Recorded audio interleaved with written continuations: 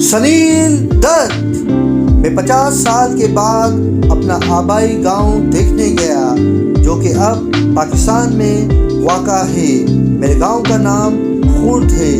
یہ جہلم شہر سے 14 میل کے فاصلے پر ہے۔ میرا گاؤں دریائے جہلم کے کنارے پر ہے اور یہ بہت خوبصورت جگہ ہے۔ گاؤں سے نکلتے ہی جہلم کے پانی کا بہتا ہوا نظارہ قابل دید ہے۔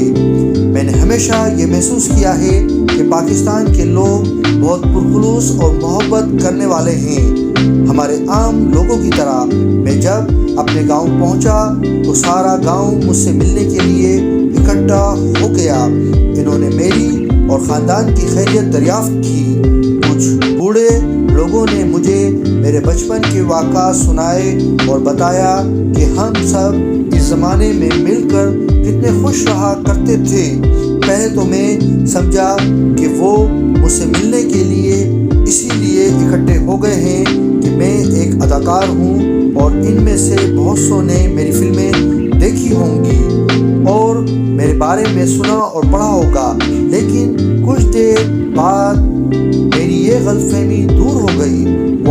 وہ اپنے ایک پرانے بچھڑے ہوئے ساتھی سے ملنے آئے تھے۔ انہیں اس بات کی خوشی تھی کہ میں نے اپنے آبائی گاؤں کو یاد رکھا اور اتنی دور سے صرف گاؤں دیکھنے اور گاؤں والوں سے ملنے آیا۔ انہیں ایسا لگ رہا تھا جیسے ایک بچھڑا ہوا رشتہ دار آ گیا ہے اور مجھے بھی ایسا ہی لگا جیسے میں کافی عرصے بعد اپنے رشتہ داروں سے ملنے آیا ہوں۔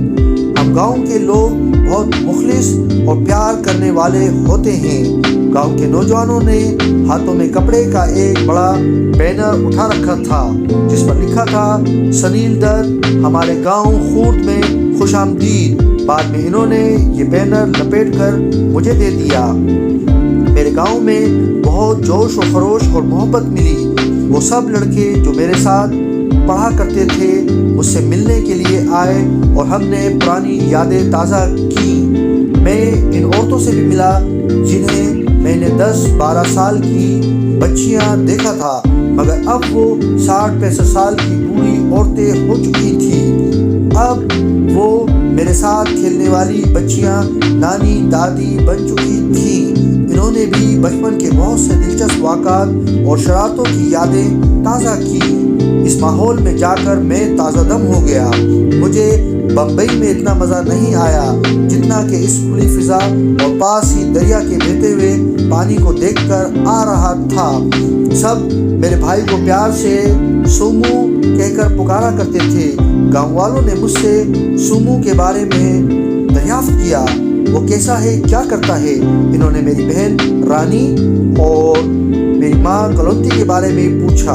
اگر وہ مجھ سے اداکار کی حیثیت سے مل رہے تھے تو انہیں میرے گھر والوں سے کیا مطلب تھا؟ مطلب نہیں، یہ لگاؤ تھا جو سادہ دل گاؤں والوں میں ہوتا ہے۔ جب میں نے انہیں بتایا کہ میرے والد اور والدہ فوت ہو چکے ہیں تو وہ سب غمگین ہونے لگے اور ان کی باتیں یاد کرنے لگے۔ پنجاب میں یہ دستور ہے کہ جب کوئی مر جاتا ہے تو عورتیں سینہ پیٹتی ہیں۔ جب میں نے انہیں پتا جی اور ماتا جی کے مرنے کے بارے میں بتایا تو عورتوں نے سینہ پیٹنا شروع کر دیا جیسے کہ ان کا اپنا کوئی رشتہ دار مر گیا ہے۔ ان کی آنکھوں سے آنسو جاری تھے۔ دنیا میں ایسی بے لوث محبت کہاں نظر آتی ہے؟ میرا خیال ہے کہ 50 سال بعد لوگ مجھے اور میرے گھر والوں کو بھول چکے ہوں گے، مگر میرا خیال درست نہیں تھا۔